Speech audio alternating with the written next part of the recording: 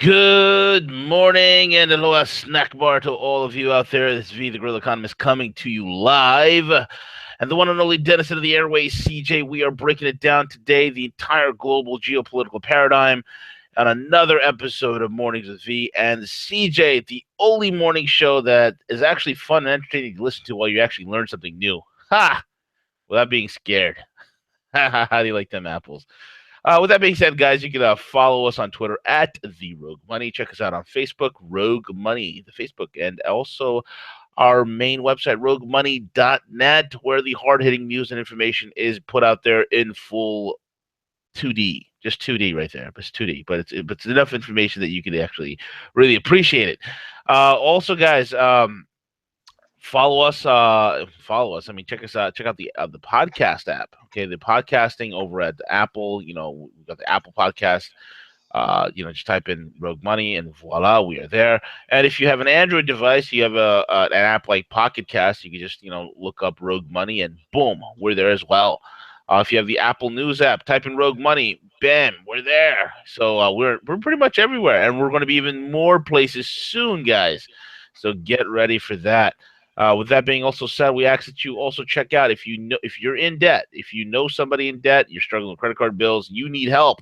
Check out my guys over at myfreedomnow.us. You can go on there right now. You can learn how to get the heck out of debt. They can get you out of debt no matter what the situation is: foreclosures, bankruptcy, student loans, whatever the heck it is that ails you.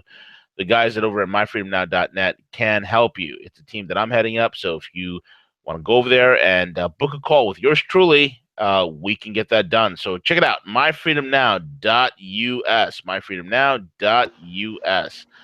With that being said, CJ, what's going on this morning, bro? I am pumped up and ready to go, V. We got T minus 3 days here before the transition of power happens, and it can't happen soon enough, man. Yes, soon. It's like 48 hours before skid mark is gone, my friend. 48 hours. And there'll be no more skid mark will be a skid mark in American history. I can't wait. Right, exactly, yes. I can't wait, man. What's the I guess what do they see parked outside the west side of the of Chicago of Washington, man? What do they see out Yeah, there? the moving van and the moving truck is moving things in. They're getting prepped to move Obama into his new DC mansion. Oh, a DC mansion. He's Yeah, done this well guy's for getting himself. he's getting like a mansion everywhere. He's going to get one in California and Hollywood, so he can mingle with the elite in Hollywood. Understandably so. I think he wants to keep his family in DC. I think the youngest one, is still in school, right? Yeah. Yeah. So he's buying this massive, mansion there in DC, just right outside of DC. But this thing's like 8,200 square feet, has 9.5 bathrooms. Well, Skidmark, he does a lot of colonics, so he needs all those bathrooms. But go ahead. Well, no, it's just amazing, when you think of his Chicago home that, was it Tony Resco, the embezzled Oh real estate yeah. person from Chicago, helped him. Here was this house in Chicago that was listing for probably, I think, at least probably $500,000 or $750,000, and Obama, they couldn't afford it back then, but magically enough, Resco was able to sell it to Obama's for like $250,000. So, Wow. so it's just interesting to see how 8 years in the White House can accumulate so much wealth. That's the only reason why you enter politics in the United States or in Europe or any Western country. You do that. You do this for self-aggrandizement. You do this to enrich yourself. You're not there for as a public servant. You're there to suck the teat off the public trough. You're here to fleece the sheep. You're here to screw everything up. That's why it's refreshing. You got a guy like Trump going in there saying, "Nope, I'm not even going to take a salary. I don't need it. I'm doing it for free." I mean, that is boss. That's absolute boss. Well, yeah, absolutely. I mean, considering Obama's trying to negotiate like a 30% pay increase before him, months before his departure. a 30%. I mean, this guy's no shame. I mean, it's No. bad enough. It's bad enough that this guy is the White House golfer in chief, right? I mean, Oh my gosh. speaking of golfer in chief, how many golf games has this guy been into, CJ? You know, it's the most amount of golf ever played in the history. This is out by Zierhead. So no president has played more golf than him, than President Eisenhower. So he has racked up. Oh my God, let's see here. Trying to look at this number. V, hang on here. Having a little tech issues. Do you have it opened up? How many holes does it say? How many rounds of golf does it say he played? It says 24. Okay. It's so many. It's so high they can't even report They it. can't even. 800 rounds, man. No, wait. He blew out 800 rounds. If it was the annals of U.S. President Mr. Obama's final tally, he played 306 rounds of golf. Wow. I haven't played like three rounds of golf in like the past 4 years. It's nice to be an Obama. Yeah, and did you see, V, where as soon as the inauguration's over, him and Michelle, you know, they just haven't vacation enough, so they're packing their bags and they're heading to Palm Springs for the weekend. Good riddance, man. Good riddance. I mean, look at this guy. I mean, I'm just staggered by the stats here, CJ. 306 rounds of golf. 306 rounds of golf. He tortures the entire Middle East. He destabilizes Eastern Europe. He bombs the piss out of Africa. 8 nations are bombed to oblivion. 30,000 bombs are dropped, and he gives himself a Nobel Peace Prize, awards himself some sort of a commendation award from the Pentagon. He awards that to himself, some sort of commendation medal, and then he's asking for a 30% raise before he leaves office. This guy is incredible. Yeah, you know, him and Biden, you know, with their bromance, you know, they slap each other with their own awards, you know, as they're heading out the door, because no one else will do it. That's like me saying, and the award for the greatest economic analyst belongs to, and awarding myself. I'm far from the greatest economic analyst. What makes me good is I'm actually witty and I can simplify a lot of the crap that I see. But you know, it's asinine. Golf. That should be his new political slogan. It's just the O, yeah, the Barack Obama O, you know, like they had on his campaign. Spell out golf. Just spell out golf. That's it. Okay, this guy, man. Well, he did. I mean, even his departing, you know, party was filled with, you know, with Hollywood and these celebrities. I truly think, B, that he has a what's an egomaniac, right? Or is that right? He's an egomaniac. You know, he envisions himself leaving the White House as a big time celebrity. That's how he envisions himself, and he tries to paint this perfect picture. And in the meantime, you know, yesterday they completely, you know, politicized MLK Day out the wazoo. It was just crazy, the amount of backlash. You know, here they're trying to paint this narrative of Trump of being, you know, this racist, and look what he's doing on MLK Day. And now comes walking out from the Trump Towers. Who comes walking out? MLK the third. MLK the third, right? And so the media's like, vote for Trump. Yeah, and his niece did too, right? His niece did too. So obviously the media gets in front of him, like, you know, so how did it go? How terrible was it? Tell us. He's like, this is a guy that legitimately cares about the inner city. Yep. And it was funny to watch that because it wasn't covered like in a whole, and nor is it in the MSM. But you know, that's why it's our important role to talk about those things. But you know, and again, why I'm talking about that right now is because Obama created that whole narrative. Obama created that whole narrative of you know, Trump being this racist and, you know, racially divide America. But good riddance. Go play your golf in Palm Springs, wherever you want to. Stay out of politics. If you know, if he wants to focus on the millennials and helping that age group, that you know that he wants to help them to come some realizations. Go be it, Obama. Whatever you want to do. Yeah, exactly, man. You know, unreal. Good riddance, Barry. Don't let the door hit you on the way out. This guy was the definition of a mooch. He was the definition of a sleazebag, and he's the definition of a typical absolute far leftist who feels entitled to whatever the heck that he puts his grimy little fingers on. So Barry Skidmark, goodbye to you, sir. Don't let the door hit you on the way out. And may you have fun cavorting with your obsolete and totally irrelevant Hollywood elitist friends. Jeez, Yeah. this way he won't wreck the world anymore. And I mean, Amen. there's so many things going on in the world, CJ. I mean, where do we begin? Where do we begin? I mean, there's a lot of market moves. There's a lot of geopolitical moves. I guess let's get into since we're on the domestic stuff, man. Let's get into some MAGA news, bro. Let's talk about GM. Let's talk about that, man. Yeah, so pretty darn exciting. Yesterday GM announced that they plan on investing close to $1 billion in their U.S. factory. So innovation, technology, and this is going to create more than 1,000 jobs. So again, we continuously talk about this climate that's being created where people are excited that there's not going to be so much regulation coming at them from the EPA. Yeah. People are getting excited that there's an actual chance that the corporate tax rate might be lowered, and that's building a lot of companies to say, wait a minute here, we've been sitting on this money for a while here. Maybe it is time to to re-engage with the U.S. economy. So this is huge. This is a huge announcement, in particular for the automobile industry that that's had to have bailouts. The last, what was it, what they call government motors, right? Less than 8 years ago when they were bailed out. So now here they're coming saying, you know what, it's time to invest in U.S. factories. It's time to make a commitment to U.S. manufacturing.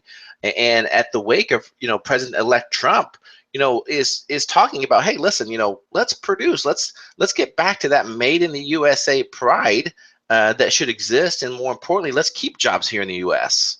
Yeah, absolutely, man. Because there's no reason for GM to be manufacturing. There was a time where it says what's good for GM is good for America. There's no reason for GM to be manufacturing overseas and bringing it back in here. It doesn't make any sense. It's all about making America great again, bringing back those jobs, getting those right trade agreements. And I'm telling you right now, in spite of all the rhetoric, there's going to be a lot of negotiating that China's going to be doing with us because this is a whole new ballgame. Trump is not going to respect the whole one China policy. Trump's like, listen, let's be pragmatic here because you guys have your butt hurt over some feelings of what happened, 50, 60 years ago. You all need to get over it and get moving on the right thing because look, at the end of the day, it's about money. Money makes the world go round. At the end of the day, it's about commerce. It's about economics. Economics runs the world. Economics is applied to everything, even organized religion. What is organized religion? Organized religion is simply economics applied to politics. That's all it is. That's all it is when you break it down. Economics runs everything. That's why, we here at Rogue Money, we track economics because that's just what we do. And this is a huge thing. And also, the fact that, BMW was about to build a plant in Mexico. Now, I promise you this, BMW, Bavarian Motor Works, will be getting a plant up and running somewhere in the United States. Probably another one in South Carolina, maybe even Tennessee, joining Volkswagen over there. We don't exactly know. But you know what? This is the shift. This is the absolute shift. And speaking of German cars, did you hear that insult that I think one of the ministers over in Germany has said? That instead of trying to hit BMW with tariffs, one of the ministers of Germany is like, "Well, the Americans just should build better cars." What? Did you hear that one, CJ? I did read that, V. I did read that. Craziness. I mean, what a joke!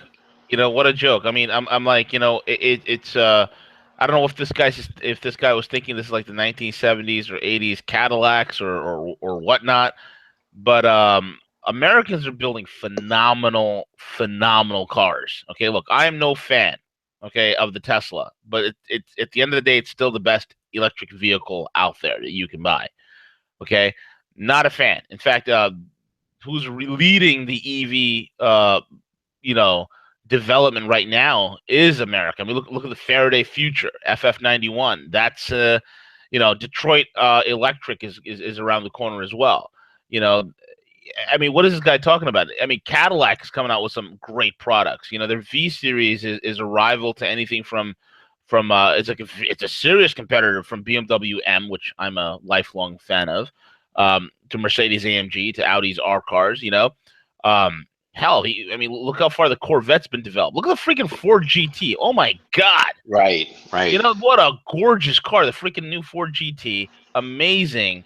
You know, so I don't know what this guy's talking about. There, you know, so the whole thing is like, let's be honest here. You got to, it's a different game. It's a different game, and Volkswagen sees the handwriting on the wall. They're opening up more plants over here in the United States. And everybody else is going to be joining us, man. It is what it is, man. You know, and yeah, and it is a new ball game, and it goes right back to be the exact conversation that should be happening. That it's not the government's job to create job. That's not their role. It's not the Federal Reserve's job to create jobs. That's not what they do. They create the climate that is correct for businesses to be started, create lower taxes. They have regulations that are in check. Yeah, we need to be mindful of certain things and consumer protection and things like that. But what we don't need to do is start putting these mandates overnight that, by the way, your car has to have 60 miles per gallon, or we're going to charge you, a lot more. You can't build that engine. Crazy things like that has really hindered U.S. manufacturing for the last several years. Yep, absolutely, man. I mean, it's a whole ball game. Everything's changed. We can't be out there allowing ourselves, gutting ourselves, in order to pay these politicians. And that's what the whole thing that sickened me the most, man, is these politicians were willing to sell out their own country, their own birthright of their grandkids, okay, so they can have a temporary little fortune here. It's unbelievable. Like, here's an article I just pulled up on Autoblog. Okay, it says, Trump turns his unpredictable ire towards German car makers, threatens 35% import tariff on both BMW, Mercedes-Benz, and VW Group. Handwriting's on the wall, man. Handwriting's on the wall.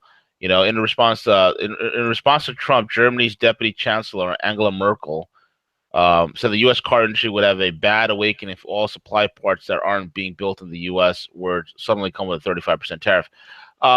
This is how out of touch Merkel is. Okay, I just want to make this very clear. This is how out of touch Merkel is. Merkel, who cannot even accurately track the migrants that are in her own country, raping her own people. All of a sudden, this football with clipped hair is going to tell you, well, the U.S. car industry would have the bad awakening if all the parts that are being built in the U.S. were suddenly to come with a 35% tariff. I believe it would make the U.S. car industry weaker, worse, and above all, more expensive. That's Merkel? Okay, Merkel. Most of the U.S. car electronics are actually, believe it or not, Mother Modi over here, it's actually produced here. It's actually made here.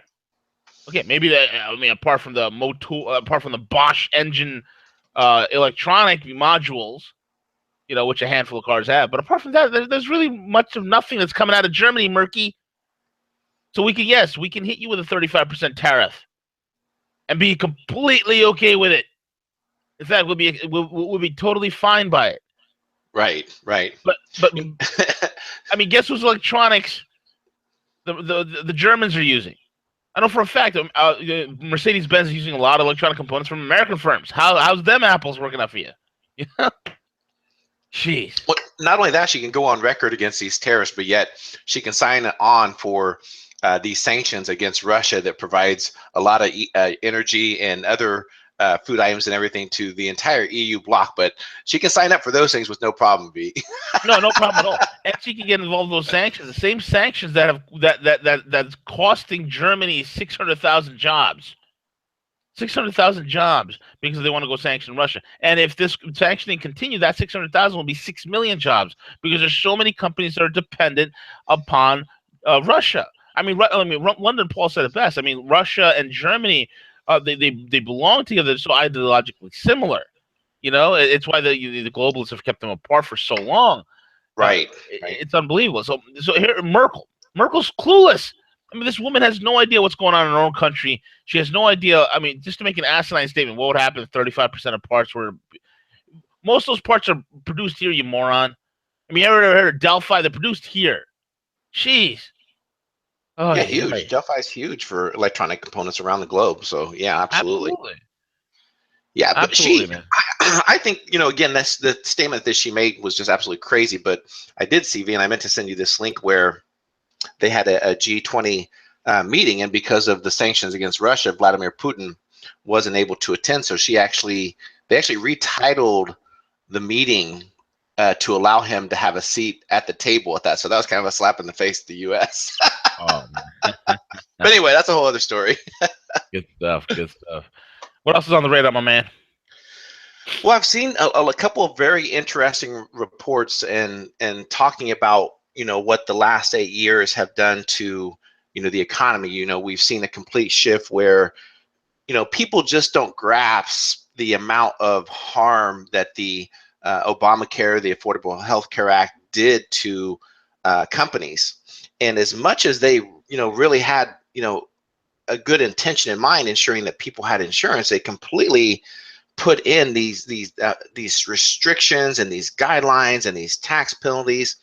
And so what we've seen the last several years is just the millennials, and in particular the Black community, really struggle with all these jobs. So we have turned our economy into a part-time service-based industry, and there's some warning signs now that are starting to occur in not only the millennials. There's a report out that reported that on average their incomes were 20 to 30% below targets of where they should be at their anticipated stage of life versus their parents, which is huge, right? So if you think about that, where they say, hey, this is the first generation that's going to do worse than their parents. Well, it's happening. It's real. It's truly is real. And now we have another report that came out that in particular talks about retirement. It looks specifically at pensions and 401ks. In this report, it talks about the U.S. demographics fee, and it maps out that over the next 30 years, that the number of people in the U.S. over the age of 65 is expected to double, while those 85 and up will triple. V. Wow. So long story short here, needless to say, the overall population growth of the United States is a fraction of what it should be, which is, in the millennials in particular. Think about it. People aren't getting married right now. People are Right. not having kids. Right. So this is going to crush the millennials. So if you start thinking about what's the age, 70 and a half, that you have to start taking your mandatory pension fund out. Yeah. And so basically, when you figure this out and you take a look at the amount of money that people are paying in to these pensions in their 401k, the money's not there. The money's not there. So now you're running that danger that these pensions and these funds are going to facing the aging population, right? That these funds are going to have to start coming out of that, and that's going to create a huge shockwave through that. It just, again, the next 20 years are going to be really tough for those pension funds, and how to recover those monies that are paid back into them. So again, they estimate that in this, that investors pulled out at least $9 billion from workplace retirement savings in 2013. Yeah. So the money's coming out, the money's coming out, and it's not being paid back in. So there's a huge warning sign right there in terms of just the age and the demographics.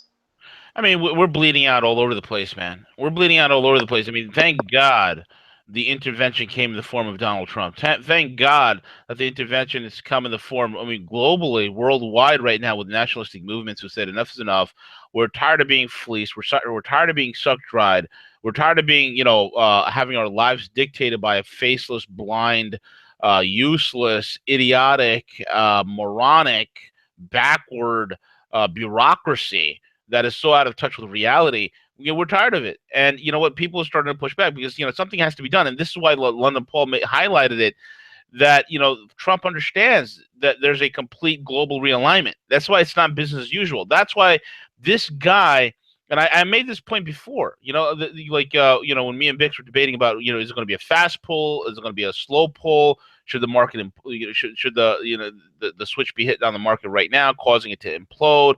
And I said it should be a slow unwind, and the way you get around it is you got to retool your physical economy as quickly as possible. And I think that's what we're going to see happening. I think 2017. I think we're going to see a rapid industrialization of the United States in a rapid way. I think we're going to see 5 years of a boom in terms of economic reindustrialization. Now, during that boom, I also believe there's going to be a devaluation of the currency, which has to happen. We cannot maintain this idiotic, obsolete concept of world reserve currency. We don't need it. It's a yoke and a responsibility that we don't need. We don't need it. Okay, it was something that was enforced. Okay, people always asking, well, what's the dollar backed by? And most everybody's answer is, oh, it's backed by nothing. It's printed out of thin air. And you'd be half right. But the reality is, guys, the dollar is backed by something. It's backed by the full the full military might of the U.S. military. It's backed by the full power and might of the U.S. military. That's what backs the dollar. Why do you think we have a petrodollar? We have a petrodollar because we're the only nation in the world that can guarantee safe passage of transit of the flow of petroleum throughout the entire globe. Okay, we're the only nation in the world that has the capability of doing that. Okay, why? Because we have the naval vessels that can ensure that. And so in other words, the petrodollar and the world reserve currency status is backed up by the power of our military. That's the only way you ensure quote unquote world reserve status. That is a very, very expensive proposition. Like most empires, we cannot afford to maintain it. Empires fall apart because they rot from within, and it becomes evidently and eventually too damn expensive to maintain. This is what's always plagued empires, especially in the West. It's always plagued us. That's why when you look at China and Russia, especially the Chinese, they don't want to conquer anybody. Who cares? Who gives a rat's rear end? I mean, who wants to get caught up in that headache? Okay, same thing with the Russians. The Russians the Russians are in Ukraine. They're trying to. The Russians have no need to control anybody. They are happy being Russians, and you know what? They're happy controlling their own territories and and what's historically belonged to them. They have no. They don't have this imperial manifest destiny that we're obsessed with. We're following that backward, obsolete British model that ends in economic ruin, and you see how Britain is now. It went from the greatest power in the world, where the old saying was the sun never could set on the British Empire, to just where it is now. Okay, so that just shows you how far Britain has fallen. We don't need to go that route. Okay, we just need to let's America take care of America. Let's shut down the 900 military bases we have strewn about 172 some odd countries. Let's get rid of that crap. Okay, and all the costs that go along with it. Let's get back to people are, well, how are we going to fund all this? We have a $600 billion defense industry, and most of it is just pork barrel spending. Most of it is on pet projects, on failed projects that go nowhere. We don't need it. We don't need it. A lot of that reinvestment back into the economy. And look, people say, well, war is a great way of boosting the economy. Well, that's just the wrong way of looking at it. Every single major study that's been done on the economics of war will actually show you it's one of the worst ways to grow an economy. For every dollar that's spent in the Defense Department, okay, you spend that in the private sector, you get 10 times the dollars out of it. Okay, so every dollar you spend, you get 10 back if you invest in the private sector. Trump knows this. We don't need a bloated military bureaucracy. We need a lean fighting force that's able to defend our borders, that's able to defend the integrity of our national security, and that's it. Defense. I'm all about defense. Not offense and going, blowing away third world countries because they happen to have some resources that we want to get our hands on. We have all the resources in the world here. There's no need for it. Let's get rid of the stupid concept. I mean, the petrodollar is dying. It's pretty much almost dead. It's dead unofficially in my book. We're just waiting for the official, kill it.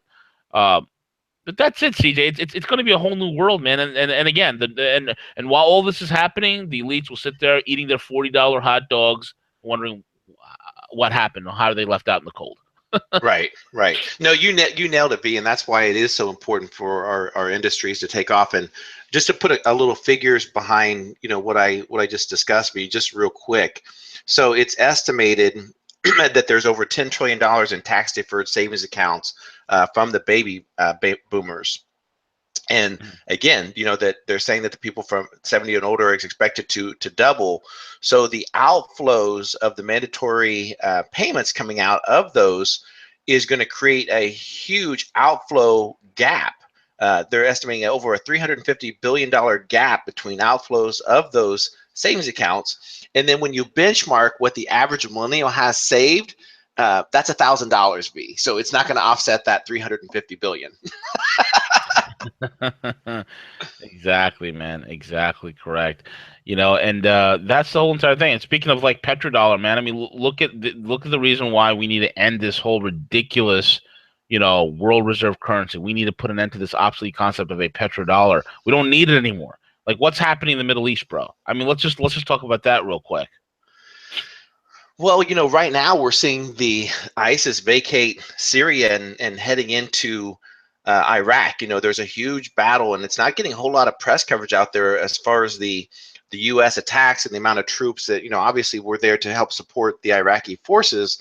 But the U.S. just did an airstrike, in Mosul, and there was an offensive that 30 civilians were killed. In fact, more civilians were killed than the ISIS forces that are there. So we're leading this front attack, and it's the right thing to do to be attacking. But the whole thing in Syria is creating a vacuum into Iraq, which is the next hotbed events that are happening there. So the U.S. That they're reporting that up to 30 civilians have been allegedly killed in an airstrike targeting ISIS commander in Mosul, as Iraqi forces continue their advance into the city. The U.S. coalition is investigating whether its planes were responsible for the bombing or not, which that means that they probably were. They just use that in the massacre that occurred, which came as the UN warned of almost 50% of all casualties in the military operations are believed to be civilians. That's just crazy. 50% of all the operations involve death of civilians. I mean, it's man. I mean, how are the Russians able to do surgical airstrikes without with the most minimal of civilian casualties? And we come in and we're like leveling whole towns, like we're dropping bombs from like a B-17 or something. Like, what the hell is going on? What happened to all that Gulf War footage of laser guided bombs? Like, what the heck is going on here, CJ? Either two things are happening. Okay, number one, this is a colossal blunder yet again, and gross incompetence yet again. Or number two, okay, this was somehow intentional, right? This was somehow intentional because this makes no freaking sense, bro. Okay, this makes no freaking sense whatsoever, and I don't get it, CJ. I really don't get it. I mean, look, UN has warned the Iraqi government's foreign supporters of the risk posed to families trapped inside ISIS-held parts of Mosul. Iraqi troops, Kurdish forces, Shia militias have advanced through much of eastern Mosul, gaining control of the key local governments and buildings, blah, blah, blah. Around 1.5 million civilians were living in the city when the operation to retake it began in October. According to UN figures, 400,000 have been freed. But ISIS is known to be forcibly displacing families as it retreats to use them as human shields, with an estimated 750,000 people remaining in the more densely populated western part. Okay, fine. These a-holes called USIS are using these as human shields. Why, in that sense, are you sending in airstrikes, knowing that the civilian casualty toll is going to be that high? Why? It's unreal, man. I think there needs to be a serious, very serious, looking into this whole entire thing. Yeah, I think it's just a whole failed part of Obama and the military intervention he's has done in the last several years. He has this mindset that we can just bomb and use drone strikes. And again, I'm not advocating for boots on the ground. Obviously our goal is to get the heck out and obviously destroy ISIS and everything, but not continuing these unneeded wars and regime change and everything else. So the pinpoint accuracy is gone because there's limited on intel on the ground that are able to provide that, and instead they just have this mindset that we'll just pick it up on radar and we'll just drop bombs aimlessly on these areas. And not only did we see this here happening in Iraq, but if you remember, in Afghanistan, I believe in Pakistan, where Doctors Without Borders, they've had numerous hospitals that were hit as well. So yeah, just a terrible story to think of that, and you wonder why people in the Middle East hate the U.S. military and hate them. Well, it's a lot is part because of the failed leadership of the military under Obama is what it is.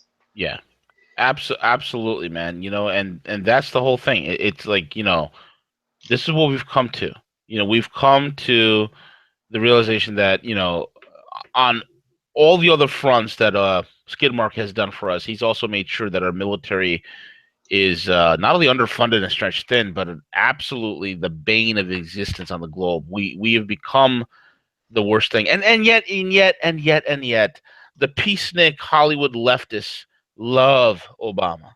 They love him, and and you know what was sickening? And there was a little off topic here, CJ, but what was sickening is that CNN this morning was running a piece on Hillary Clinton and how she's spending more time in the public life, and how there's so many pictures of her. Now there's a Twitter site called HRC in the Woods, where people go into the woods to go find Hillary Clinton. I made jokes of this, CJ. I didn't realize people would actually do this seriously, bro. I didn't realize people would actually take the time to go into the woods of Chappaqua to go find the elusive Hildebeest. That's hilarious, B. They're literally doing it, and I'm like, this criminal psychopath who should be in jail, who should be in Leavenworth, locked up somewhere, some federal penitentiary, rotting away, her and her husband. She's out in the woods as if she's trying to somebody's told her. I'm watching this whole scripted posing with people and showing up to, children's, dance recitals. And I'm like, you disgusting piece of filth. I'm saying to myself, this is clearly scripted. This is completely scripted because HRC is trying to do a complete makeover on the image. And you're seeing these libtard New Yorkers.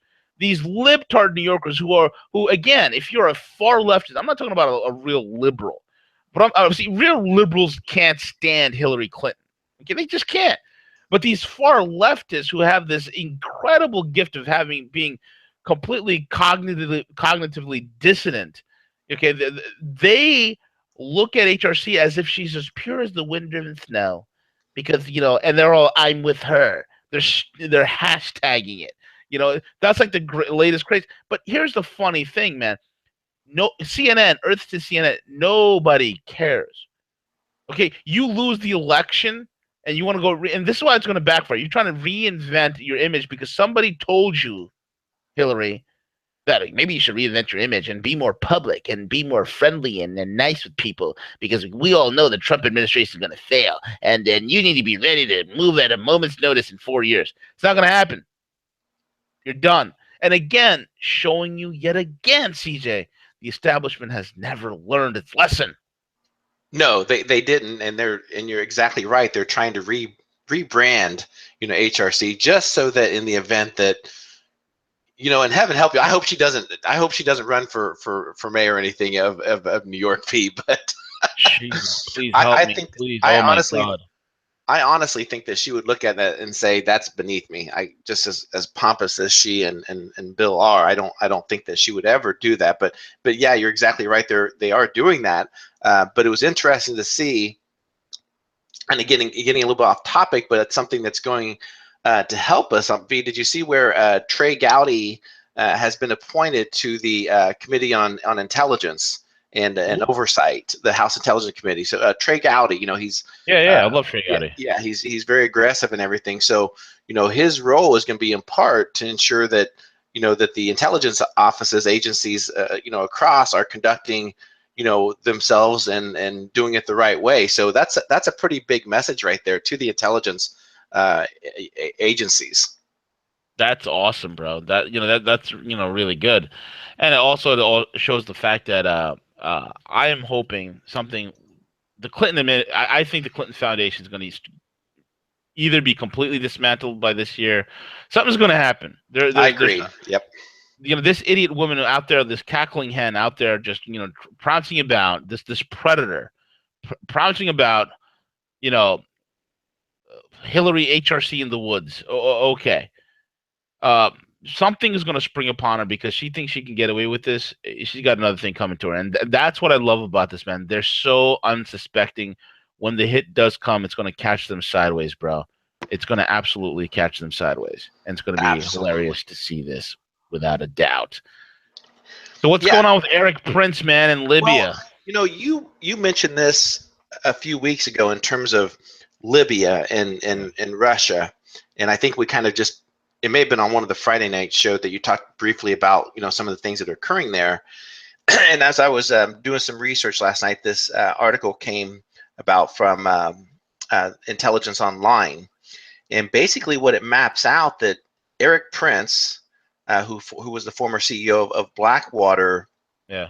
is conducting mercenaries that they actually have hired to conduct airstrikes in Libya. Mm-hmm. So, and again, they have these modified, they're basically hiring professional, pilots to fly these missions in there. So again, the sources are saying that Libya has confirmed the assertion, said that the pilots flying the United Arab Emirates Air Force IOMAX 802 air tractors, converted crop dusters, or mercenaries aren't Arabs. Most of them are for-profit aviators, are American, according to Intelligence Online. Prince denied involvement in the UAE air operations. Mm-hmm. A year later, on June 4th, Benghazi revolutionary Shura Council, a group of with ties to Al Qaeda, released photos of a Turkish-made Mk82 bomb, complete with a paveway guidance kit, a weapon associated with the air tractor.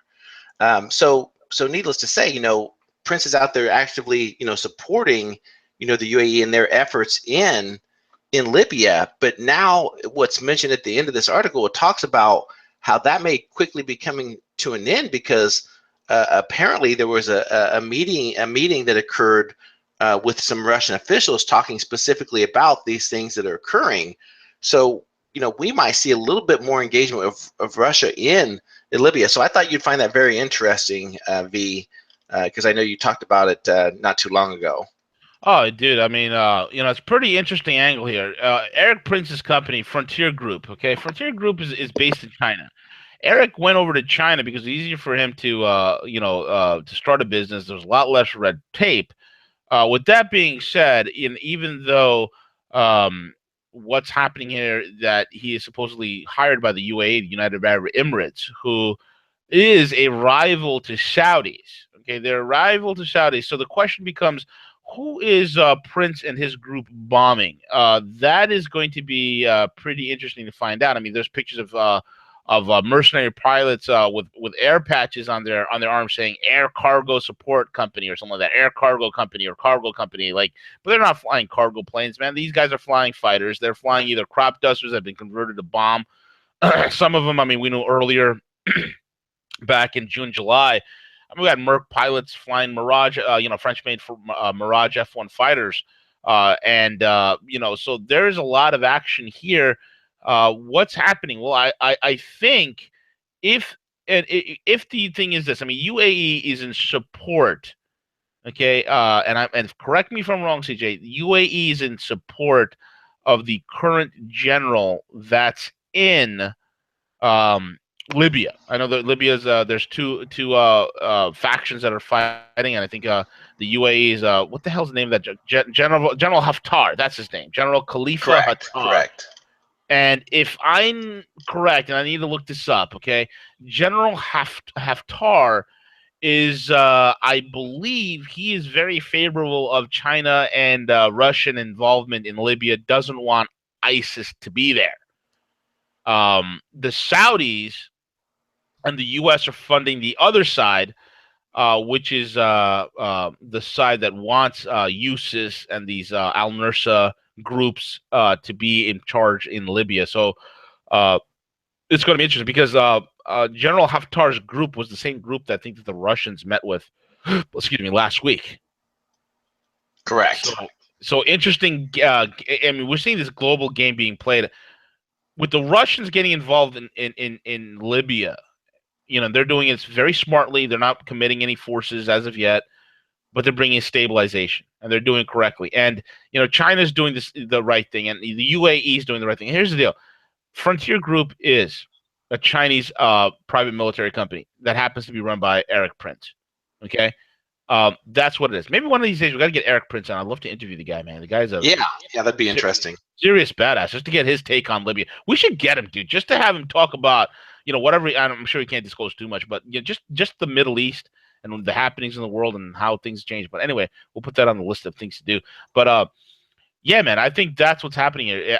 Again, you're seeing the empire of chaos, the old dying Atlantis regime and their ideals just falling apart all over the world. Again, this is falling on the lap of the illustrious legacy of Barry Skidmark. Exactly.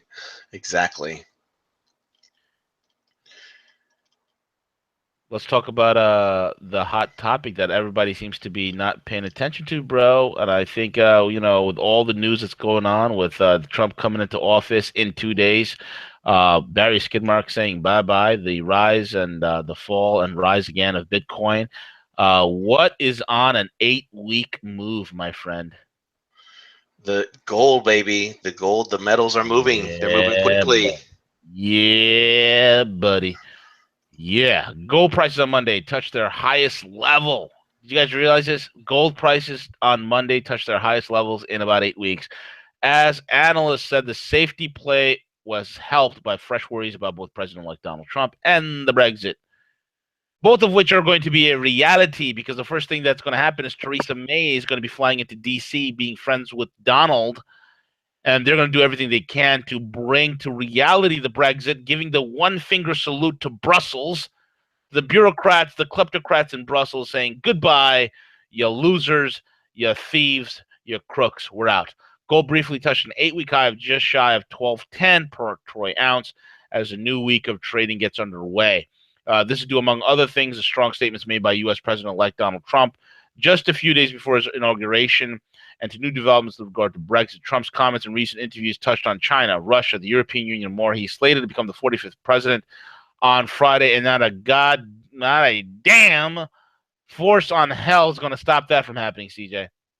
The president-elect suggested that he would be open to lifting sanctions on Russia and wasn't committed on a long-standing agreement with China over Taiwan.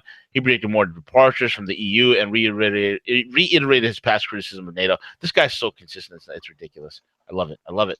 Meanwhile, investors also prepared for a speech by UK Prime Minister Theresa May, slated for Tuesday, which she's expected to unveil her country's plans for negotiating an exit from the European Union. Last week, gold gained 1.9%, boosted by $1, and stock retreat as post-election enthusiasm stalled. Yeah. Okay. Again, this is what I've been saying. Dex talked about it. London Paul highlighted it. In fact, Chris Dunn even talked about it yesterday when we were interviewing him, and that is this: people are going to look for a flight to safety. People understand that the bond market is not where it's at. Don't take my word for it. Just do a stupid Google search. Okay. You could figure it out for yourself. There's a lot. And look, there are no net buyers of U.S. treasuries. Okay. There are net sellers. That's just the darn facts. Okay. So what's going to happen is they're going to look for other safe havens. There's only one safe haven, and has been a safe haven for the last 6,000 years of human economic history, my friends. And that is gold. That is gold. Okay. So, get yourself some, whether you got to go to eBay to get it or whatever, or you got to go to Jimmy John's Coin and Carry or whatnot. Get yourself some metal. It's always good to have. It's not always giving finance. No, it's not financial advice, you morons. It's product. It's prudent investment strategy. It's actually part of any repertoire. You know, people always love to hold metal. It's having it part of a portfolio. It's always a wise strategy. You know, that's. I'm not saying go out and get like 90% all metal. That's no, or 100%. You know, no, just don't go broke buying hard assets. That's stupid. But anyway, right. Gold is on Well, a rampage. it is, and if you look at, granted the dollar is up, but if you look at most of the economy or the currencies around the globe, I mean, you don't have to look much further than Mexico to see that, what's happening with the peso right now, and in China, why a lot of people are starting to take stock in gold. So, I mean, right now, as in terms of the rate where it is, I mean, it continuously happens where you see people in other countries that are buying Bitcoin, they're buying precious metals. So and you've been talking about this for several months now. So and here it is, and it's being reported now that some pretty big moves in precious metals. Huge, bro. Absolutely huge. Huge moves that are occurring. And on top of that, man, okay, on top of that, uh, dollars rising. We're seeing there's a lot of things happening, man. Dollars rising, oil is falling again. Why? Because I've been saying for a long time, if you see any kind of rise in oil that's occurring, it's really on a speculative level. It's not a supply demand issue. So it's done on speculation. We have way more supply than there is demand at this point. Okay, we're seeing also the pound. Okay, the pound is slides to post-flash crash lows on hard Brexit fears. So the pound is down a little bit. So there's I mean, there's going to be forex traders. I'm not a forex trader. I don't do any of that. But I know for a fact though, there's going to be some serious forex traders that are going to be that are going to take advantage of this, man. I mean, look, I mean, we're down to $1.20, bro, on a pound. That's ridiculous. It used to be $1.50, so now it's down to $1.20, and on pros, and it's going to be a temporary pain. Okay, it's going to be a temporary pain before the pound gets back up to the typical going rate of $1.50 once this whole Brexit thing is put behind us. And also, is the Queen of England dead yet, CJ? Is she dead? Every once in a while, she has a glimpse of life that hits the media, but gosh. Seriously, man. I mean, my thing is like, the German Queen of England, is she dead? I don't know yet. One can only hope. Anyway. Oh my God, I shouldn't have said that. So we have what's this I'm hearing, man? With Project Veritas. What's up with those guys? Yeah, so this was breaking, and again, I as I reviewed it and watched it, I looked to see if any of the MSM would carry it, and they wouldn't. But we look at what Project Veritas does, and they do some amazing things. And they have recently came in with a group there in DC that is planning to disrupt the inauguration. In fact, there's a particular event, I think they call it the Deplorable Ball, that they plan on committing some actions there. So basically what happened was that they infiltrated this group. It's a DC anti-fascist coalition, and basically they're planning to use butyric acid at the National Press Club during the Deplorable during this event. So they captured video of this planning of these fascists, wanting to do these crimes, and again, they've released the video of the interview of where they were conducting these meetings and discussing it. And what's important, V, is here is also where they were meeting. They actually met at Comet Pizza to discuss it, of all places. Oh my God. Oh. Now, a couple of things, it didn't get reported in the MSM, and as I was looking at it, and I may get some criticism on this, but just a couple things that I was, as I watched the secret recordings and everything, as they reported, I would feel more comfortable at the front of the video. It talks about that this particular person from Project Veritas was invited into it, but it looked like from the email that they showed on the screen that she would actually had reached out to them to begin infiltrating it.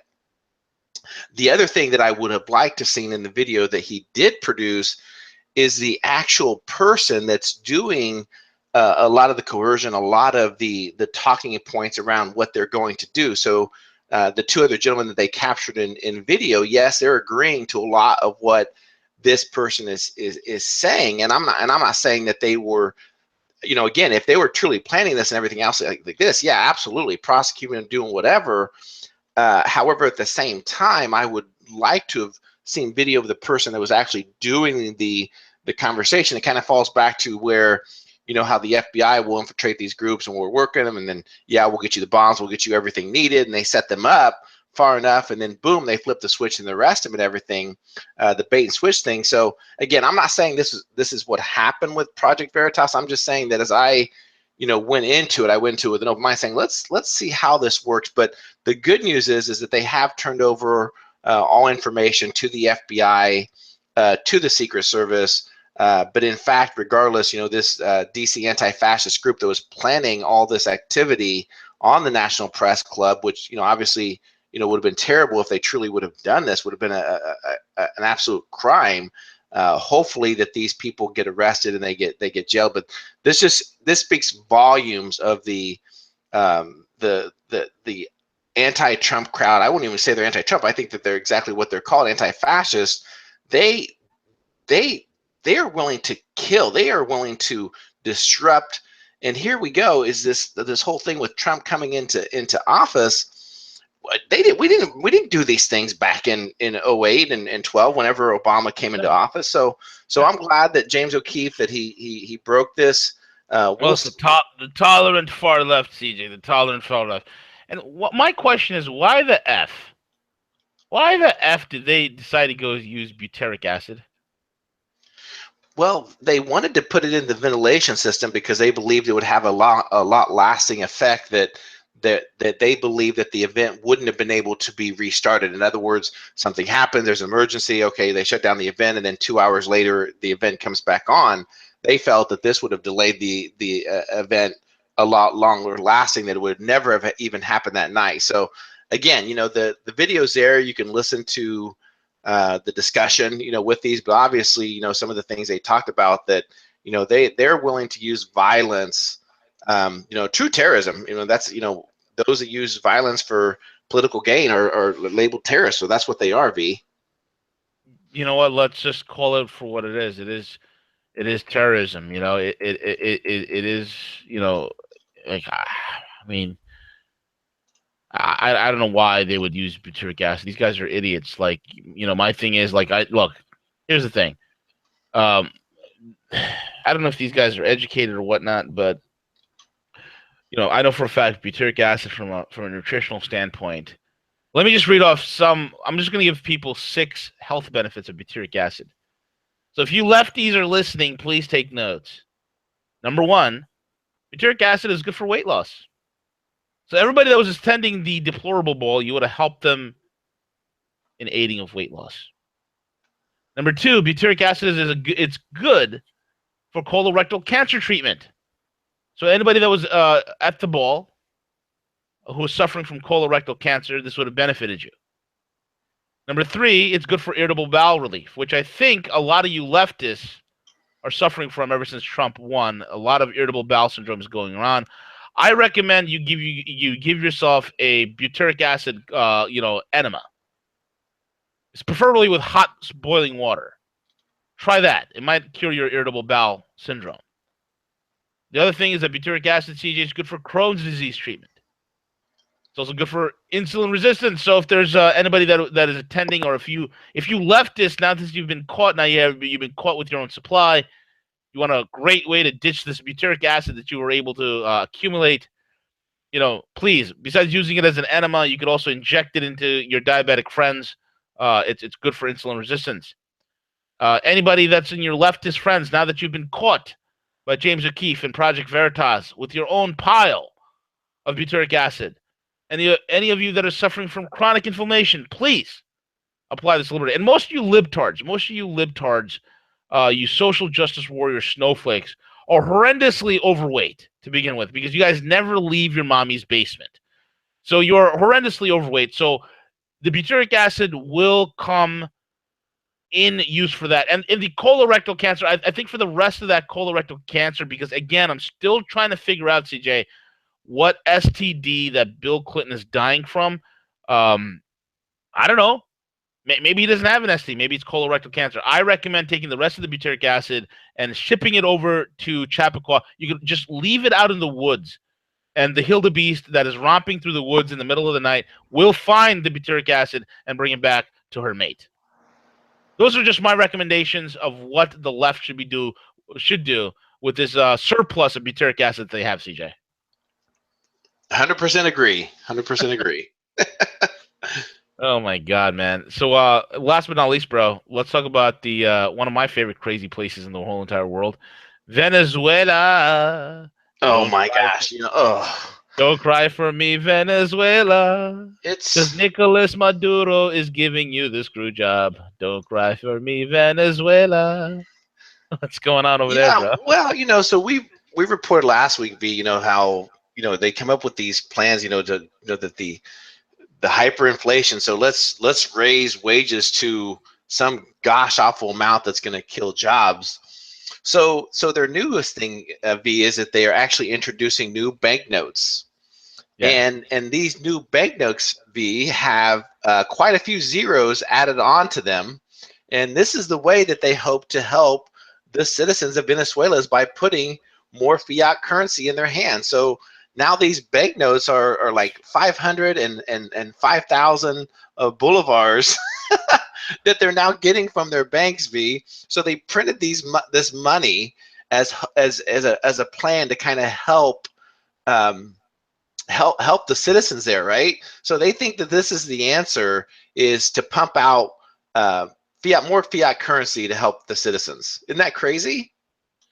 It's absolutely hilarious, and this is again the definition of insanity, my friend. This is at least they're doing a better job than the Indians, who are like reprinting and reissuing new currency, and it's all smudged up, the ink's not right, and it looks like counterfeit to begin with. Right, right.